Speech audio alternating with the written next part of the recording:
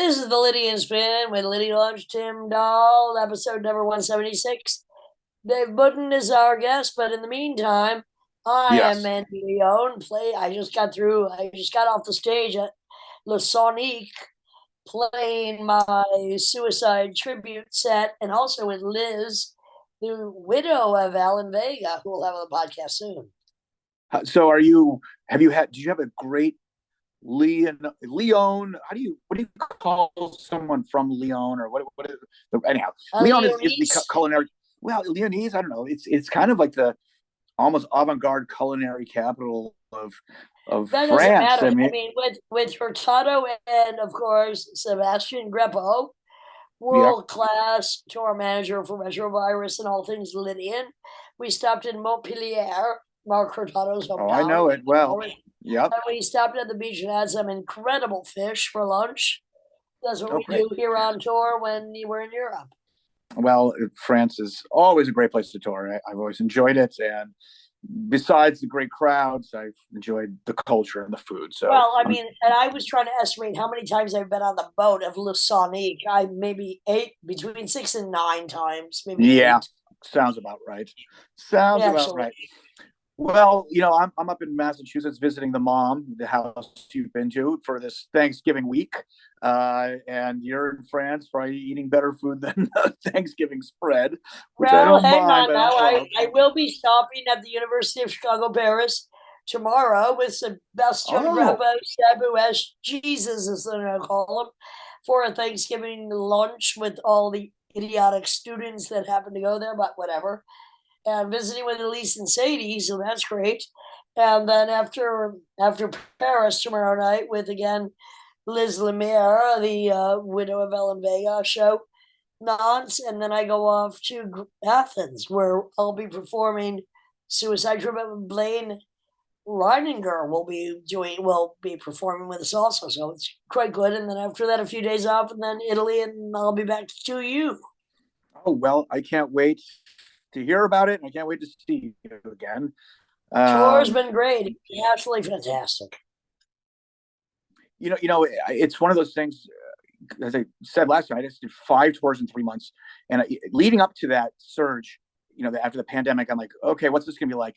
I loved it. I had a great fucking time with all of them, and so I'm glad it's working out for you because I had a great time, and Oh, I don't see why absolutely it would fantastic. I would. mean, totally fantastic shows, sold out shows, excellent time, fun. Always good to be on the road. We're road doggies, is what we do.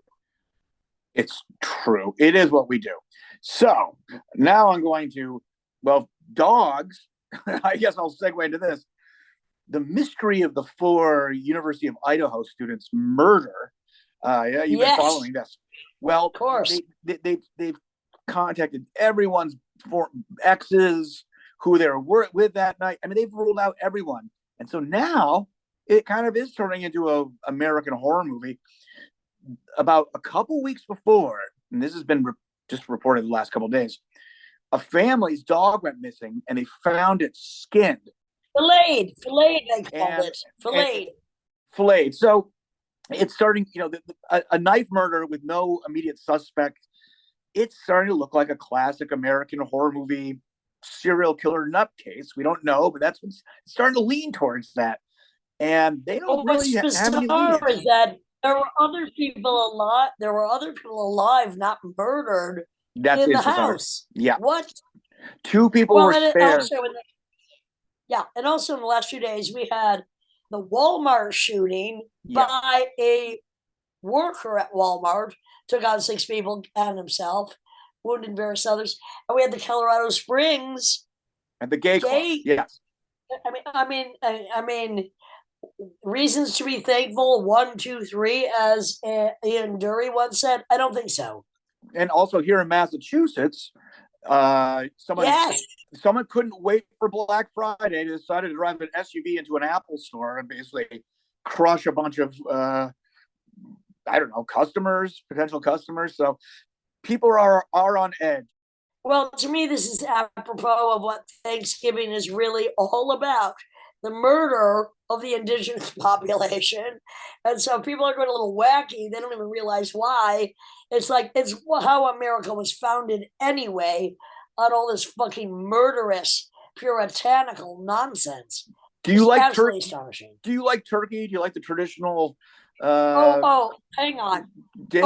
I do not like the I do not celebrate the abolition of the American Indian, but I do love a bit of turkey. I actually, I am very specific in what I stick in my mouth, but Sure. I love turkey. I love mashed potatoes. I do love stuffing, a bit of gravy. And we will be eating this at the University of Chicago, Paris tomorrow with Sabu Greppo. Well, at least, my friends, and I can't wait. I have a little advice for if you're deciding to cook.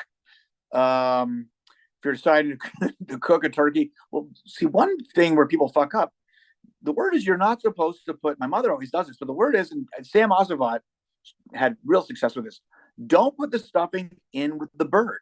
First of all, you got bacteria, exactly. but it absorbs all the moisture like a sponge, so it's going to make the turkey a lot drier. Do it in a separate dish. So that's one tip. Now, if you're going to deep fry turkey, which a good deep fried turkey is great, there are a few things you got to look out for all you novel deep fried turkey cookers. Definitely wait for that thing to thaw out. Because if you don't want a grease fire, if there's still moisture on that thing, it's going to explode. You don't want it too hot. You don't want it to overflow. Definitely don't do it on a wooden deck either. For all the freaks that think they want to fuck the turkey before they cook it and serve it, you might get salmonella on your dingle. This is true. No matter what your preference is, dark or white meat. But anyhow, well, I didn't want to go there. I didn't want to go there, but you've heard this. Yeah, you do. Simon and I have a pretty funny Thanksgiving turkey story. I'm gonna try to make this quick. Up the street from my mother's house, because Simon grew up just down the road from me. Up the street. Every Simon Slater, our producer, yes. There is a bar called J.D. Myers and Best Friends Incorporated, and it's kind of a local, kind of blue collar, I don't know, fucking warehouse bar with something thrown together. So a while ago, about 15 years ago, we were there. Well, it would be on a night like this. It was Thanksgiving Eve, and there was no one there, and they were throwing a raffle. And whoever won the raffle won a turkey. And there was about 8 people at the bar. I decided to buy a bunch of tickets. I go, you know what? My odds are pretty good. I'm going to win this fucking turkey. So sure enough. If anybody deserves the turkey, it's you, Tim. Well, I did win it. I did fucking win it. And it's funny. Girls started surrounding me. No one thought, I never thought having a turkey would be attractive to ladies, but I guess some people are hungry. Hey, they got turkey jerky. Why not? Well, they were coming up like, who's going to cook it? Are you spending Thanksgiving alone? It's just lonely bar types. But that's the side story. I didn't know what to do. Oh, and this is going to be connected with Dave Buddin. This is going to be pretty funny. I didn't know what to do. So I went home and I opened the fridge, and there's my mom's turkey, and I was kind of drunk. I decided to put this one raffle turkey next to hers. The next morning, she was all kind of pacing, like, do I have dementia? I don't remember buying 2 turkeys. What's going on? Because blah, blah, blah. And I just kind of strung her along. She's freaking out. Finally, I didn't want to see her suffer. And I said, oh, Mom, I won this turkey in a raffle. So jump ahead the next year. There I am at J.D. Myers and Best Friends Incorporated again. And this time, who our guest is going to be this week, Dr. David Earl Buddin's with us. I said, hey, boys, let's buy raffle tickets. This time, Simon and his brother Eli, they win. And I go, boys, this is what you got to do. You got to go home and put that turkey next to your family's turkey. So sure enough, the next day, his parents are like, what the fuck? There's 2 turkeys here. And Dave, who doesn't like to lie, they're like, do you know anything about this? By the way, Tim, wait a minute. Wait, Tim. Who the fuck has enough room to cook 2 turkeys anyway? Well, they don't. and nor do people are just shocked when they wake up with 2 fucking turkeys. So the Slater brothers, the way they roll, they never confessed to their folks what happened. And the family came to this theory, like the father's like, Brenda, a neighborhood dog must have gone and stole the turkey from another house and brought it to us as some kind of reward. David Earl Buddin's like, absolutely ridiculous. No. My mother asked Dave. She was concerned that my brother and I broke into someone's house and stole their Thanksgiving turkey. Yeah. Oh my God. Real dogs Gloucester. Oh yeah, exactly. Well, anyway. Well, hold on. I got a couple more. The problem with Thanksgiving is this: the food is great, families suck. Good luck anybody who's visiting theirs. Don't kill anybody. Try to stay safe. We have Dr. Earl, David Earl Buddin. David Earl Buddin on this show. He's got more sass than a turkey's ass. That's all I know. All right. Do we have more stories? We're going to end it there. I think that's enough for now because, quite frankly, it's enough for now. This is the Lydia and Spin with Tim Dahl. It's going to be the day after Thanksgiving or the night of. Good luck. Try not to kill your family, even if they deserve it. I know most of them do. I'm not a family man at all, but however. And since mine are dead, I don't have much to do anyway on that day. All I'm saying, this is the Lydia and Spin with Lydia Lunch and Tim Dahl. And happy Black Friday. Yeah, perk up. You got that turkey you ate.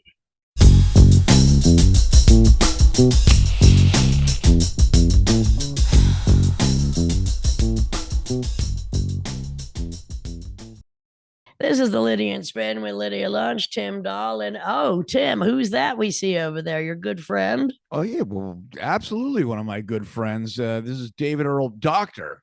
David Earl Buddin, composer extraordinaire, amongst also a great piano player, also a great mind for insight and writer, storyteller, conversationalist, and kind of fun to hang out with too.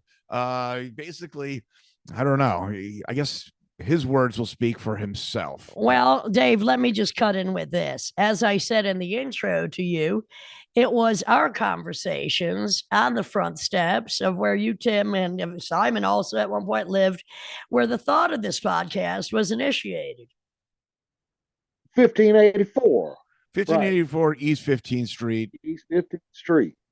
Right near Kings Highway, which I like to refer to as Brooklyn's Times Square. There's a lot I want to catch up with you on Kings Highway. Okay. Like, can you still get PCP there? We'll talk about that later. We've all moved up, but it was on those faded and fading steps that we engaged in some very interesting conversations that led to this. And finally, here you are, episode number 174. Took a while. We were talking about stuff like getting shot at, if I remember correctly, and Leonard Skinner. I think we both knew all the band members, and there are a lot. I mean, well, I did cover. I did cover. Oh, that we knew smell. The original members like Rosington and of course, like hell, now I don't remember one of them, but lead singer Van Zandt, Ronnie Van Zandt. Yeah, man, Bud Powell and all that group, but also I think we even knew some of the present members of Leonard Skinner. I know that smell. Back then, smell death surrounds you. I remember your cover of that. What about what did Rosington play, Dave? What did Rosington play? He played guitar. Oh, is he the guy that? Around, I think. Oh, he's not. I think he's still in the band. He's like the last original member that's still in Leonard Skinner. And what's your favorite Leonard? What's your favorite Leonard Skinner song? Poison Whiskey. It's an excellent song. Dave, what about happened back in the Bayou many years ago? Yeah, you remember. What about Town Van Zandt waiting around to die? What's that again? What about Towns Van Zandt waiting around to die? No relation, though, right? Oh, but what a great song! Those those were like West Coast Van Zants, right? Yeah. It was like the waiting around to die. Van Zants also were 38 Special. No, that's shit. In fact, yeah, it's total crap.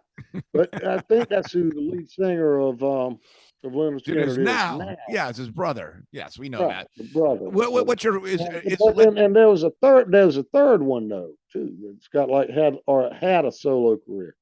But go ahead. What was your so is Leonard Skinner your favorite band from Florida? Oh man, that's a tough call with Limp Bizkit. Have you heard the new Limp Bizkit? Sounds just like all the rest of Limp Bizkit. Never heard one single song or want to. Thank you though. Fred, oh come on, you've been around Fred Durst, I bet. You know I have never been near that turd. Why not? How'd you miss out on that, man? Excuse me, sir. I do have taste. Fred Durst said he'd never read a book. Well, and hello, why do you think I've never met Fred Durst? He's a book that pages are all blank. I don't mind Fred Durst that much. Well, he loves you, and if that was true, you'd be in trouble. Oh yeah, I'm sure we'd get along. Hey, we came together over our love of Eminem. That's correct. Oh man, have you seen what is it? Love the Way You Lie video? Oh Rihanna yeah. in it. Oh, that's old school. I don't know. I just don't know what to make of that. It's the most insane thing. It's like Rihanna's like polishing her nails and doing stuff around the house. I guess. Well, to me, that's as ridiculous as Weird Al Yankovic doing. Weird Al covered "Lose Yourself" out in the middle, not a cornfield, just a barren field, and Eminem's just hanging out. And look, doing Dave, stuff. let me update you. Now, Dave, hold on. Let me update you. Okay. I'd say a better take on Eminem than that piece of shit is Weird Al Yankovic doing Couch Potato to Lose Yourself. Check that one out. Yeah, that's good. I will. Look, Woody, I really do appreciate it. It's 3 a.m. It's one of my favorite. I know. That's an excellent video, excellent song. Bodies lying all over the floor. I guess I must have killed them. Yeah, that's about to wrap my first something. I wrapped my cousin in Christmas lights and pushed him into the bathtub. It's such a good video. It's I'm down with the murder rap. It's such a good video. Eminem peak Eminem. It really is excellent. Going back to Fred Durst, did you ever see his movie, The Fanatic? No, but I'd love to. And I don't even watch movies. I saw the follow-up, The Fat Man in the Attic. Mm-hmm. All right, Dave. Let's talk about. But Durst has changed his style now. He's going for more like a old man, like a Wilford Brimley look, retired fella. Yeah, I know, it's bizarre. Let's go to your beginnings. So your family absolutely did not want you to pursue music. Is that correct? Oh no, my family, my friends, my school, no, nobody encouraged. Of course not. And it was. I can't bring myself to encourage anyone to pursue music. That's just, don't do that. I discourage people from doing it. Unless you want to like get even with and put them on the road to ruin.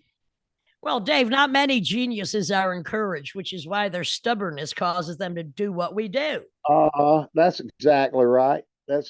Sean Noonan tells the story of how his daddy made him like load up 100, 200-pound crates on a truck for hours on end every damn day at some shipping company. I don't know what it was. Sean's like, there's got to be a way. I know I could find an easier job than this. And that's how he went into music, is what he told me. He didn't have much encouragement at all. But didn't your parents want you to be like a hair cutter or some kind of... Hang on, I'm watching. Liddy, do you still smoke? Only when you're around, Dave. You make me hot. Well, what's the old Red Fox joke? You smoke when you finished? I don't know. I never looked. No, that's terrible. Hey, it's not my material. I'm just I mean, Red Fox is fun. So you what, you picked up your parents had a piano in the house and you just picked up a piano book? Oh yeah, man. Everybody had a piano back then. I mean, that's what, early 70s. Yeah. But where was this everybody knew how to read music in the Carolinas? Everybody knew how to sing. South Carolina. Unbelievable. No one knows how to read music today. No one. I don't know what happened. Hey, some musicians don't even read books. Bringing us back to the Florida scene. Yeah. You will, I don't think Fred Durst is the only man in Jacksonville that's never read a book. Fair enough. So you just taught yourself piano because you got like a piano book. And next thing you know, you're playing. Oh, no, man. Back then, we also went to church, sang in choirs, played in brass bands, played in marching bands, sang like shape note hymns. We knew something about music. So everybody knew. Any idiot could show you how the treble clef, the G clef works, and how notes on that match up to a keyboard. Damn, it's not complicated. Well, so, you took it in a very complicated direction. Now, Dave, come on, let's get serious here. Yeah. So that's right. So you're not a complicated direction. My music's very simple. Well, most people complain that kind of serialized music and composition is inaccessible. But is it simple?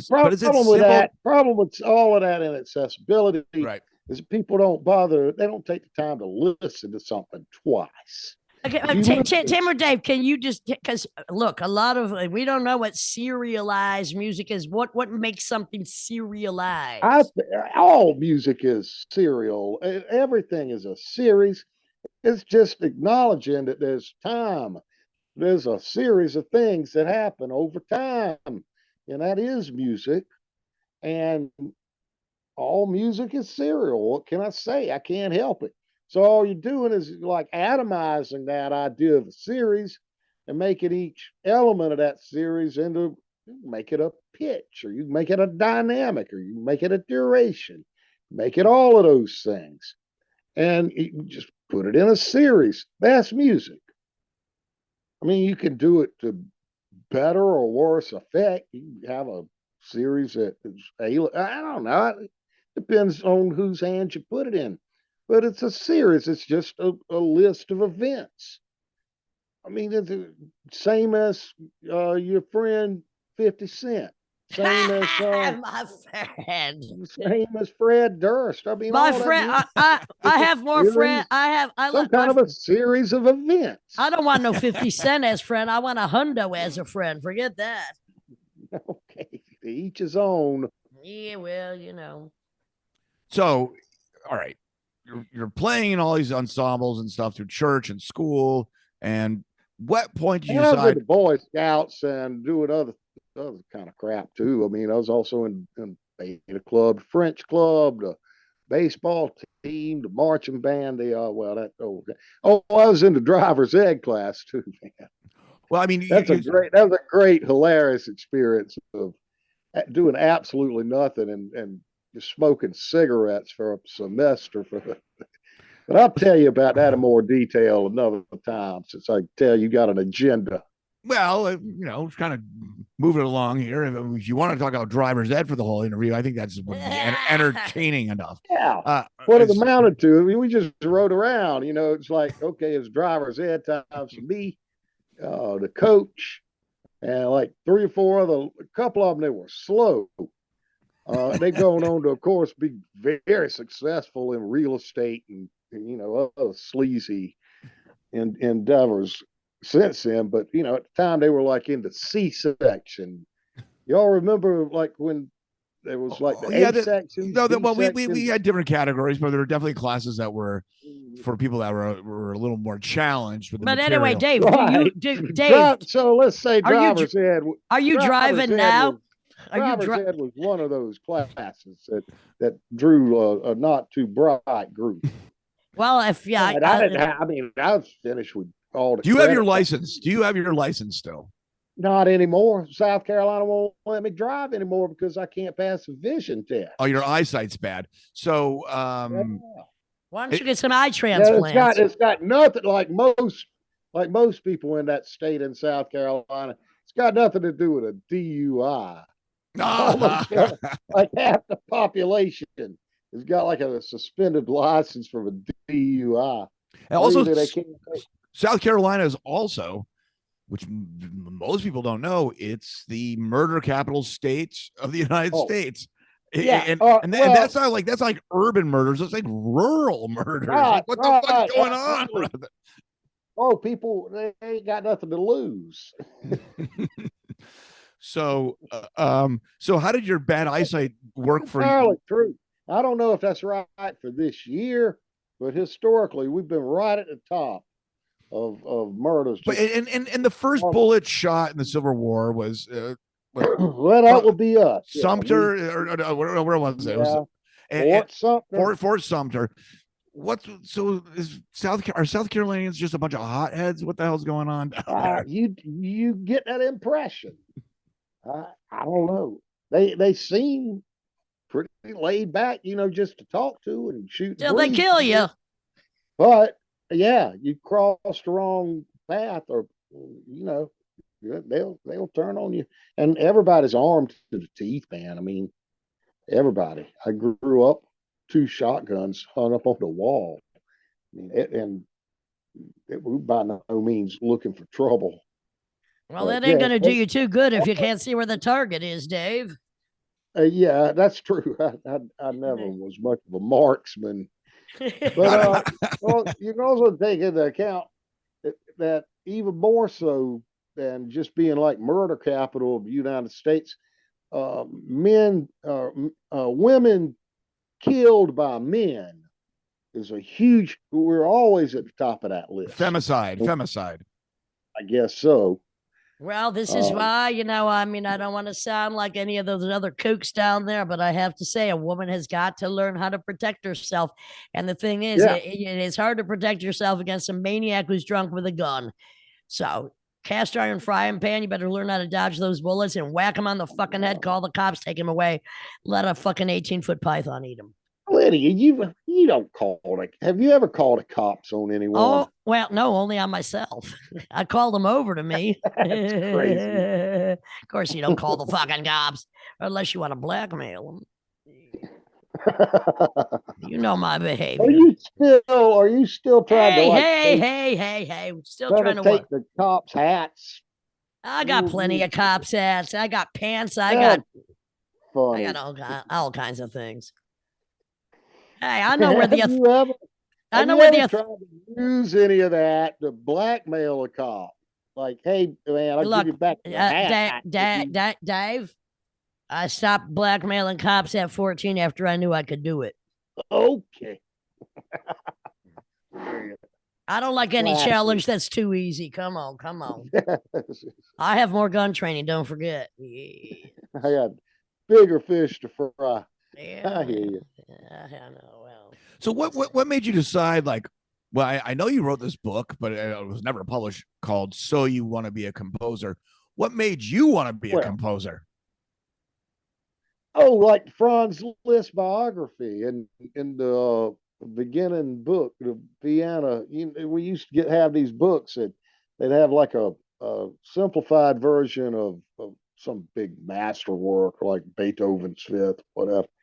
So then that had the old Lieberstrom, and above the piece there would be like a quick biographical sketch. And I was what, 6, you're a little kid, and I mean, dude, you read the Franz Liszt story as a grown man, and it ain't changed a bit. It's like, that's who I want to be like.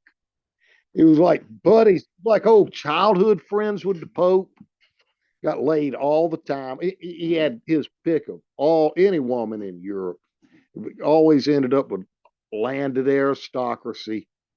married up. He never married, but moved in with some hot looking countess or whatever that owned like thousands of acres of land, money piled up, champagne, brandy, whatever. And just an insane piano virtuoso, just having a good time ripping on the piano. In fact, yeah, because he toured like Turkey and some of like the Near East.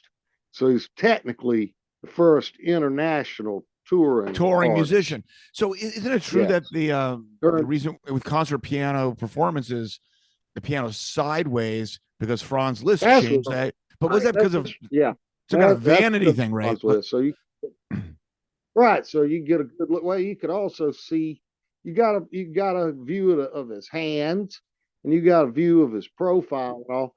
So the old way was just to turn your back to the audience, which the day would just be obnoxious, but it's so you could like conduct with your head or some kind of quick gesture, some small orchestra. He was the first person to give a recital and call it that, a piano recital of just him playing the piano. Usually it was a big kind of show, like quartet, string quartet, maybe, and maybe an aria or something in the middle, maybe a piano solo, but he turned it into nothing but him and a piano show, and it actually did a great. I mean, son of a bitch, that music is so hard. Oh yeah, that's why you don't hear it all the time, man. And there's a lot of it too. Right? There's a lot of it too, right? So much of it, just over 1,000 individual pieces. Whoa! I don't forget now that he kind of came up with symphonic poem and wrote a huge body of orchestral music, choral music, chamber music. He just wrote an enormous amount of music. When he didn't have anything big to work on, he just arranged folk songs, anything. He was always busy. How did he manage to get all that done? He was always smoking a cigar. He always had a drink in his hand through the whole damn thing, man. And he lived to like 89 or something like that. He lived to be like 75. Oh, okay, not as long as I thought. 1800s, lived from 1811 to 1886, I think. And he's the first person he really started using fingerings in his music. I mean, other people like Beethoven would every now and then indicate, put your thumb here, or whatever.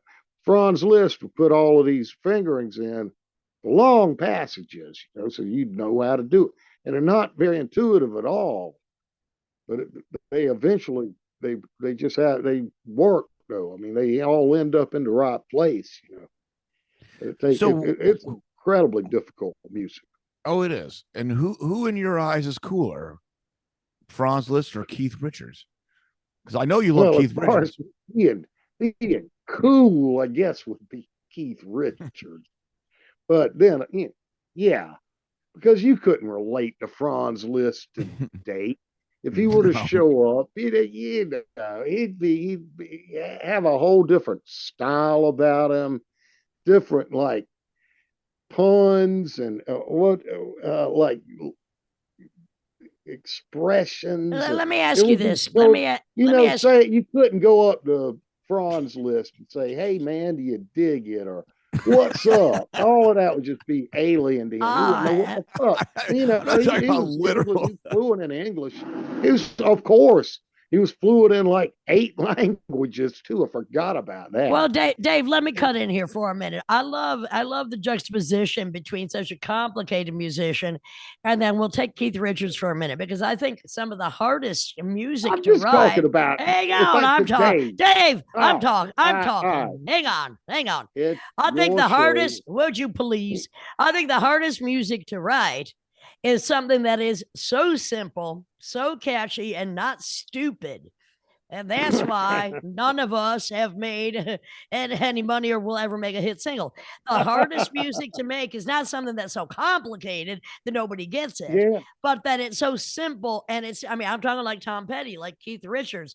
Some of these songs are like as dumb as it gets, but yet so good, because none of the rest of us can figure out how to fucking do that.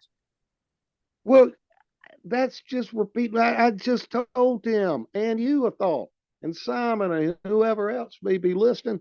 I don't see where I'm writing anything that complicated, and I don't see where a series is that complicated. So yeah, sure, why would I have a problem with Keith Rich and Tom Petty? Who does that's more Florida trash, and I love Florida trash. He was from down where the university is, or Gainesville. Gainesville, yes. Yeah. He died of fentanyl. That's pretty trashy, right? Yeah. I mean, it sounds about right. It didn't surprise me. Well, Lydia just said Tom he'd had like a struggle. He'd had different drugs. I think he was like living in a cabin and smoking crack. Yeah, crack. Doing some kind of speed, some real low, like urban street drug. And he had millions of dollars. Yeah. So Lydia just quoted Louis Farrakhan, and both of you have a kind of interest in Louis Farrakhan because she just said, I'm talking Nation of Islam. I remember when you were kind of diving in deep to the Nation of Islam. Oh, that's funny stuff. Well, I mean, it's sort of funny. I mean, people have died. I mean, what I like about Farrakhan is I take it from a poetical, inspirational form. Like he is just he just expresses himself in a very poetical way. And it's not all of what he's necessarily saying. It's how he's saying it. And by the way, I really have to recommend to you, Ari Melber breaking down Jay-Z's latest track. And it starts with Farrakhan on Mike Wallace, and they bring it back around. And Farrakhan, this is an amazing performance. I'm talking, I quote him all the time. Yeah. Well, what do you think of Elijah Muhammad? I don't think of him. Do you? And his efforts. I don't think about him. What do you think of Elijah Muhammad? I don't know what happened to him. He like disappeared. Did he? And I don't know. I don't really know what he was trying to prove. Was he? And what about this person? But I mean, I don't think Nation of Islam and Elijah Muhammad's. I don't think that's at all more crazy than the Church of Latter-day Saints or anything else that's going on right now. And people act like that's mainstream and that's like normal. I mean, Mitt Romney, he almost became president. Well, I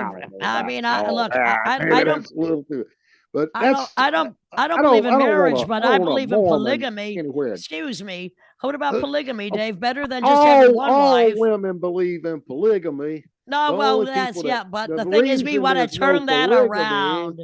The reason polygamy is obscure and rare is because of the men in this world. I don't want like 9 women. I want 6 men. I don't want 5 other wives. I got plenty of wives. I need about 6 husbands to keep up with me. I don't know where you moved to have that. Well, honey, I've done it before. I've done it before. I'll do it again. Don't worry about it. If I need it, I'll find it. 7 husbands. I said 6, but you're counting yourself into that equation. I see. What do you think? What do you think? What do you think? Off guard, Lydia. Dave, are you into orgies, Dave? Is that are you into things like that? I like watching orgies and like the Bosch Gardner Earthly Delights and stuff. You're a one-man orgy, Dave. Yeah. How many times have I heard?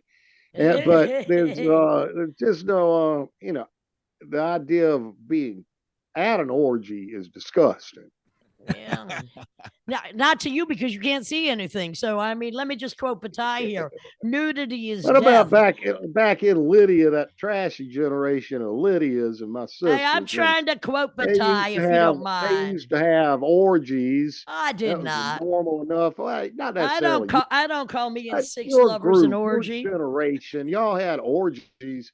And they had like with shag carpet and all this. I didn't have shag carpet. That's just so disgusting, I was never shagged on a shag carpet. Over in Times Square, everything was tile, and they could just wash it all down with a hose. I'll hose you down if you don't wash it. Well, Dave, what about like the British strip clubs that have carpeting? Like everything's carpeted. That's so disgusting. Look, I don't have sex Just on a carpet. in general, Dave, hold on. Dave, I don't have sex on a carpet because it'd be so wet you'd have to throw the goddamn thing out when I'm done. This whole thing is taking a turn to the lowest common denominator stuff. We started with Fred Durst, so you started it. I guess I brought it up. You took us to the basement of Florida with a fat man who should be in the attic. I don't know. Yeah, we're talking mostly about Florida bands on this Franz Liszt and Florida bands. Tom Petty, Fred Durst, Leonard Skinner, and Franz Liszt. Okay. And I got nothing to do with shagging on a shag carpet. Let that be known now and forever. I'm just saying. Did you ever see the Franz Liszt movie with Roger Daltrey playing Franz Liszt? No, hell no. What do you think of The Who, Dave? I don't watch movies. The only movies I will watch are the Chris Farley Dad, I guess. Tommy Boy and Black Sheep. I wish that could have been a trilogy, but they only, as far as I know, it's only Tommy Boy and Black Sheep. Tim. Yep. Okay. Well, what do you think? What do you think of the band The Who? And then anything. Can you hear us, Dave? Charleston. Yeah. Okay. Now, what do you think of the band The Who? I don't care for The Who. I mean, I guess I do would like those 3-minute songs. I can see for miles. My generation, that kind of shit. That's all right. Once most embarrassing album ever made is Tommy, and ever made. Ever. But wait. I mean, I know you like Uncle Erna. You like fiddling about. Dave, you like fiddling about. Stump silence. Yeah, I'm really fiddling about. Is that a track on? It is. It's Uncle Ernie is fiddling about. Yeah. Oh, it's vicious. It's a very ugly movie and record, actually. So, Dave, let's change subjects again. I mean, when you used to live at 1584 with myself, Weasel lived there for a while. Simon lived there. I mean, a whole bunch of people lived there. It was a party house, basically. I wouldn't call it so much a party. No. It's Center for Advanced Studies. All right, that's correct. Postdoctoral. We had raccoon. For me at least. Postdoctoral school. Yeah, that's when you were kind of doing your. Oh man, and we knew everybody. We had raccoons in the walls that we killed, and then of course we had squirrels in the wall that would go quote unquote nuts all the time. They wake you up. Yeah. They weren't nearly that shy, man. They came up, they'd stand right in the hall. One of them is Cyclos. I named that squirrel. All right. And he'd come down and he'd get right in the middle of the hall and just sit there and look at you like, what you gonna do? Fucking squirrel. So going back to Kings Highway, you say you're talking about PCP. Did you ever score a PCP on Kings Highway? No, but I could easily have. Why were you looking for it? Man, you never told me. No. Yeah, man, we get it from a fella called Murder. The dude's name was Murder, and he lived over in the Coney Island Project. His name was Murder? And where would he hang out? At the pizza place? No, man, we never saw him. You had to go over to. You have to go to Murder's house to get to score PCP. All right. Well, anybody that was looking for PCP. Who was on PCP in that group you'd hang out with? Nobody was on it. It was total recreation, something to do for like an afternoon. I mean, but they're also doing pills like Xanax. All those people are dead all the now, time. Right? Everybody's.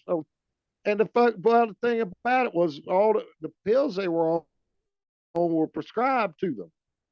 So everybody had a prescription to Xanax or Klonopin. And so, but then they didn't stop with what they were prescribed by the doctor. They added other things to the mix, like alcohol and heroin, for instance, or PCP maybe. Where are they? So where are they now? Made them like they were all pretty lethargic, so they weren't really a threat. You know what I mean? Yeah, I do. Because at the base of it all was Xanax, and then put on top of Xanax was other stuff. But they all got like the, what do you call it, the block or the brick, is like the four pieces like a of stick. Xanax. Yeah. The stick, that's right. And when you break one off, and that'll knock you out if you're normal. But they were prescribed to take the whole fucking stick all at once. Okay, and then drink. Where are they now? They weren't prescribed to like have a few, like a couple of vodka drinks, but they did. Go ahead. Where are all these people now? A lot of dead, man. A lot of them are dead. Exactly. Yeah, that makes it a grim way to take this, but yeah, a lot of them are dead. So Tommy's dead. Who else is dead? And then a lot of people on Kings Highway without drug problems at all just got too big. They just got enormous to the point that they couldn't get around. They couldn't get out of bed and move. And so then the first wait, there was a fat explosion on Kings Highway. Just enormous. You had like Debbie Lively and Harold. They lived within 2 blocks of J&R Pizza. Call for delivery every time. Just lay up in the bed. Oh, let's put it right. I'll get it later. And the place is just packed with old pizza boxes. Man, I had like 4 fucking jobs, Simon. I do stuff, like it or not. Oh, come on, man. Like I just laid on the couch or laid in. You're the one that I always saw laying on the couch in his bathrobe for decades, like 2 fucking decades of you on the couch watching Judge Judy or something, waiting for his famous appearance to come back around. Break. Anyway, and they just got too big. And the first sign that you've really gotten out of control is when you've got the walker, Lydia, you know about this, the walker with that seat on it. You can turn it around and sit down and like take a break, drink a monster Pepsi. What do you call this? The big gulp. I got a stack of the cups over here. You sit down and just sit on it and drink a big gulp before you press on your journey. Yeah, well, Dave, if I'm gonna have a big gulp, it ain't gonna be a mouthful of Pepsi, honey. Classy. Thank you. Yeah, you know it. And then a little bit later on comes the rascal, where you just own that. Tim, it's kind of like I was talking to Simon. What is that? Ricky Rickson or whatever. No, fell in the electric wheelchair. Oh, Ricky. We have to Ricky. Tell us that story, man. Well, I'm not going to give it. I'm not giving it. I understand. Unless I read it, I'm actually going to take away from it because I don't have it memorized. Yeah. It's like 4 sentences. Memory is faulty. I know. I advise that too. We'll make that part of a different episode where you can read the thing. Yes. So and do justice. So similar idea, man. That's a graduation. What the hell are you doing down where you are now, Dave? What's going on? What's going on, Dave? Dave, it's leading up to hip or knee surgery. That's what's coming next. And I know from working at the senior center and Methodist church, I know once you have hip surgery or knee surgery, it's over. You're gonna be laying on your ass, all kind of infection, all kind of cancer, everything's gonna kill you. That's not very scientific. Watch out for that. The question was, what are you doing down in South Carolina now? I am, after all, a doctor. Oh, yeah. Well, you're a PhD. You're not an MD. Anyhow, what are you doing as Lydia tried to ask? Rutgers calls it a doctor. Well, yeah. What do you do down in South Carolina? Screwed that up. Dave, what do you do? Are you composing every day? Yeah, are you decomposing every day? Not today, but I'm doing. Can y'all see the Max Works car right there? Oh yeah. You're working in a construction. We build me and my nephew Max. I'm working with my family again. That's the reason I went back to graduate school was because I was working with family back in 1993. That didn't work out so well, did it? No, that didn't work out as I planned it to, and so I went back to school and just left and put it all down and split. At UMass Amherst, yeah. Well, it's still like Amherst, but Amherst, I hear, they have the they want to be part of the United Nations or something. They got the UN flag up on the flagpole instead of the American flag. Am I right about that? I have no idea. I haven't been there for a long time. They're trying to secede from the Union. Well, I guess they want. They're trying to get out of the Union. Let's talk about Massachusetts or Amherst. I guess Amherst. I mean, if you're claiming that, I guess it'd be Amherst. Yeah, that would be such a peculiar place to try to be self-sufficient and not be dependent on the rest of the nation, because there's nothing there but coffee shops, bars. Well, they sell weed there now. Stores. They sell weed there now legally. Weed. So they always did. No, but legally, legally. So why don't you and Lydia talk about some of your favorite authors and literature? Who are you reading these days, Dave?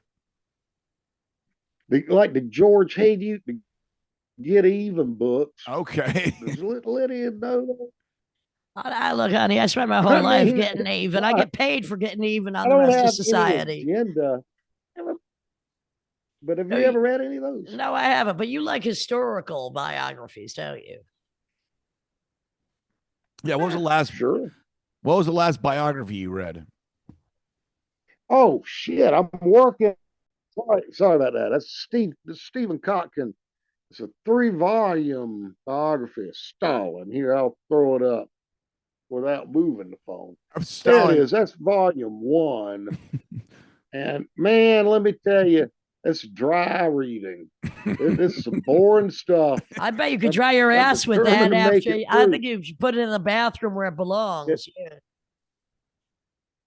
Nah, I'm going to make myself read this thing just to say I have. But this is only volume 1. There are two more volumes that are also like 1,000 pages each. Is he Kazakhstani originally? So needless to say. Is he Kazakhstani? Georgia. Oh, Georgia. Okay, that's right. Stalin's from Georgia, yeah. What about your biography, Dave? When's that going to hit? Studied to be a priest. I thought he was part Jewish. Studied to be a priest. Graduated divinity school. What? I thought he was part Jewish, but maybe I'm wrong. No, absolutely not. Stalin did not like the Jews and was not Jew. Lenin was. Lenin's mother's side of the family, they were blanks. B-L-A-N-C. They were from Switzerland. They were Jews. So Lenin was half Jewish, or technically Jewish. So Stalin was not Jewish and did not like Jews. And Stalin, you're saying he was boring. I mean, for someone so there's like 3,000 pages about a boring person. No. Man, you misunderstood. I said the beginning of this trilogy of biographies is slow and boring. Yeah, because you're with him every day when he's in grade school and stuff. Man, I mean, like I said, it's 3,000 pages. Are you using binoculars? I mean, no wonder you're going blind. You're reading all this dry paper, thousands of pages about a man who's dead and killed people. No wonder you're going blind. Well, I haven't finished it. Lydia. I haven't finished it. Only just you haven't gone totally blind yet either. But by the time you're done, you might be. But I've gotten far enough gotten far. I've gotten far enough along to say that Stalin was not for it. Okay. All right. I can confirm that he was not for it. Yeah. But not as cool as FDR, of course. Oh no, man. I mean, Stalin was a terrible person, man. I'm scared of Stalin. Yeah, man. I'd like to have a beer with FDR, but Stalin, oh man. No. I don't want him in my life. Do you? No. If he were alive. How many people how much There blood is were on a his bunch hands? of like Stalin impersonators. Well, People that used to get just picked up out of nowhere, and they'd be chosen by as KGB doubles. and to be in the Kremlin to be like Stalin impersonators. Oh yeah, well, when that Lydia, just happened to random. Dave, when I went to Moscow, retrovirus with Lydia in the Red Square, there'd be, a different type of impersonator, just like people dressed up as Stalin so they could, get a photograph with the person, which was very But this bizarre. was while Stalin. But this was all while Stalin was alive. Yeah. So he would appear to be all over the world all the time. Well, Saddam Hussein had impersonators too. Body doubles. Yeah, I think so to get coffee. He had all these doubles. I wish some of these motherfuckers had brain doubles. Brain doubles. That's what we need. Exactly. They didn't volunteer for that. Just out of a clear blue sky, one get shot at, brutalized, and terrorized from every angle. People going to be throwing stuff at you, and you were like ready to retire from some civil service job or what, and out of nowhere you picked to become the Stalin double. Can you imagine that happening to you? Well, it'd be very dynamic, and it would be. Well, what about the controversy of whether Melania had a body double? I think she did. I saw some pictures, look nothing like her, and now she's getting blamed for the Trump loss all over the country. Cool. He's blaming Melania for the loss. Trump's throwing Melania under the bus. He's throwing her. Well, there's nothing sacred with that cocksucker, but yeah, she's under the bus with her Hermes bag and her Gucci shoes. Oh, there's a lot of people that predicted they would get a divorce after that, but they're still together, I guess. Well, maybe she should go have an affair with Dr. Oz. She's the one who recommended he get behind that fraud. Anyway. Oh, Dr. Oz sucks. Fetterman. You think Fetterman's pretty all right? You think I think he's good. Yeah, I do. I like him. I know his wife. I know his story, and I also know the town that he was. Yeah, that he pulled up. Braddock was nothing until he went there and revitalized it. He had the name of everybody that was killed under his watch tattooed on his arm. He reminds me of Jesse Ventura when he was the governor of Minnesota. We need more people like that. I remember that well. Oh, we need more. We need Jesse Ventura and John Fetterman in the White House kicking real ass. Fogarty.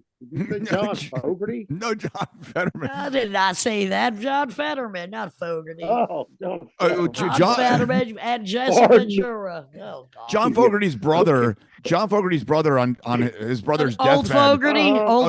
Fogarty. He told Tom Fogarty told John Fogarty on his deathbed. He goes, "I've always hated your guts." They hated each other. Yeah, they didn't even show up. Could you blame it? John go to his funeral. I don't go to anybody's funeral unless I'm paid to service it. I mean, I've been to enough, I think, because I was the organist and all that business. And well, that's one thing. I don't like to see a pedophile. I don't want to see a pedophile in a gown talking shit over a dead body. Biggest audience. Yeah, you liked playing funerals because it was shorter than like a full. They're easy. Yeah, they're easy, and the people paid you because you knew you'd never see them again. Or the family, they would so you got paid on the spot. And that's the biggest audience I ever played for was George Peters' funeral. It was like over 1,000 people. Holy moly. Incredible. Anyway, I don't know why you retired from the funeral circuit, Dave, because people are not they're not going to stop dying. Yeah. Well, it disappeared. It disappeared with the MP3 and mass availability of online music, Lydia. I mean, would you're in Hilton Head right now. You could do funerals in Hilton Head or Savannah and get like $200.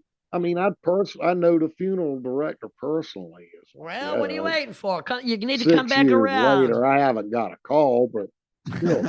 Well, maybe I haven't given him your card.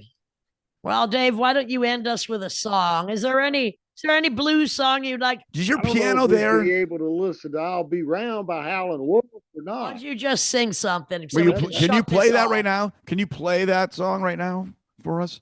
Well, we don't have the recording I sent Simon. Oh, we might, but okay. I'll give it a rough run through. Yeah, just do a rough version. Rough run through. Yeah, we don't have. Why don't you introduce this, Tim? Which piece are you gonna play again, Dave?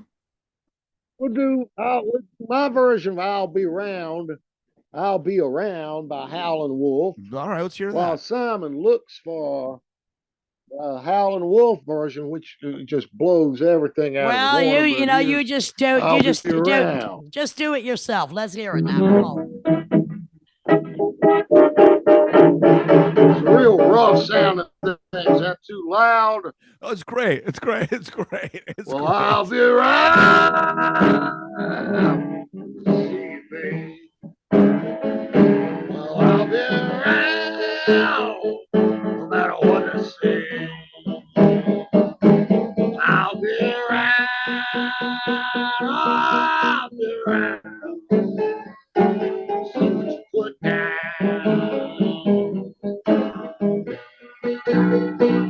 I know you want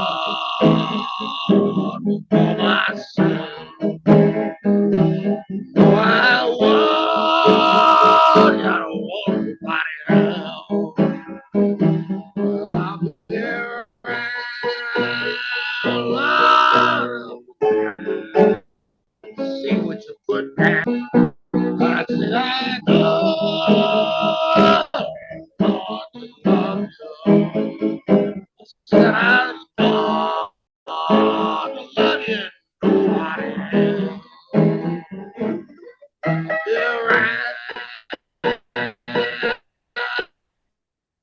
We got this. All right. I guess that there's no better way to close this show than by saying I'll be around, and so will Tim Dahl on the Lydian Spin. We're closing out now. Thank you, Dave. That was a good time. That was awesome, Dave. Oh, so we're gonna get to hear the real deal. No, Simon will tag it at the end, but your version's great. Dude, that means a lot coming from Lydia and Simon. Oh, wait a minute. Lydia didn't say that. So. I did. I said I'll be around, and you better watch out. You better watch out. I might be coming around your area, sneaking in on you because you can't see anything, and playing that piano while you're sleeping. Are armed to the teeth, Lydia. Well, excuse me. What, you think I'm not? I'm a creep, baby. I'm a creep, and I sneak around. I know how to creepy crawl. You're forgetting who I am, aren't you now? You just sleep real good tonight. You know I won't be there within 24 hours, but in 36, you never know. Keep chuckling, Dave. Keep chuckling. I'll chuckle my way on to. Yeah, you chuckle fucker from way back. All right. This is and has been and will be. I'm loving you, my friend. Always welcome. I can probably get you crowned like Queen of Hilton Head or something. Oh, nice. Like yeah. Well, I'd probably give the king some motion. All right. I'll be seeing you. All right, Dave. And maybe we'll tag nothing bad could come of that. Maybe we'll tag something from Canticles. Should we put on the end of this as well? Anyhow. This has been the Lydian Spin. I'll do the outro, featuring Dr. David Earl Buddin, the one and only. It's been a pleasure, you two. David Earl Buddin, my good friend. I wish I was sitting on the porch with you right now, slapping thighs together. Damn right.